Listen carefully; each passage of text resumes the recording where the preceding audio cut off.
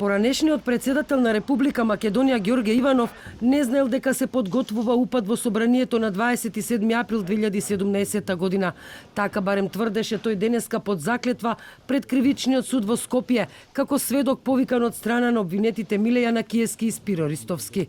Написите во медиумите дека се подготвувал да прогласи војна состојба ги оцени како небулозни и школски пример за психолошка војна, се со цел да биде дискредитиран во јавноста.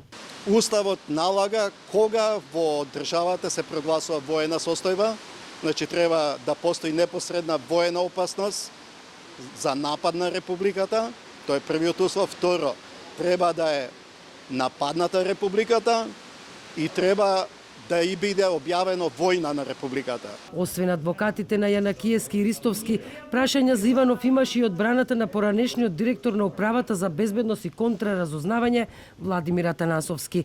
Адвокатот Антонио Апостолски се интересираше каква е улогата на поранешниот советник за национална безбедност на председателот Синиша Алексовски и неговата врска со српскиот разузнавач Горан Живалјевиќ, кој вечерта на 27 април заедно со толпата влезе во собранието.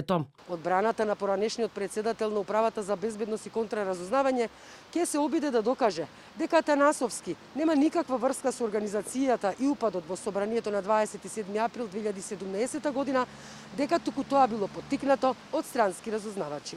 А поранешната заменичка министерка за правда Билјана Бришковска-Бошковски во своето сведочење негираше дека дента на 27 април пристигнала во штабот на ВМРО ДПМН во 18 часот, како што претходно тврдеше сведокот Александар Василевски Нинџа. Во штабот пристигнав околу 20 часот и не е вистина тврдењето на Нинџа дека претходно сум се јавила кај тогашниот председател Трајко Велјановски за да ги отвори вратите на собранието. Името на поранешниот председател на државата Ѓорге Иванов беше споменувано во претходниот судски случај, кога им се судеше на извршителите на упадот во собранието. Тогаш браќата Михаел и Стефан Младеновски, кои беа обвинети во овој процес, а потоа добија амнестија, сведочија дека ноќта на 27 април 2017 година добиле информација од вработен во УБК дека Иванов ќе прогласи воена состојба, информација што потекнала од Синиша Алексовски. Дека ова се темелни вредности со кои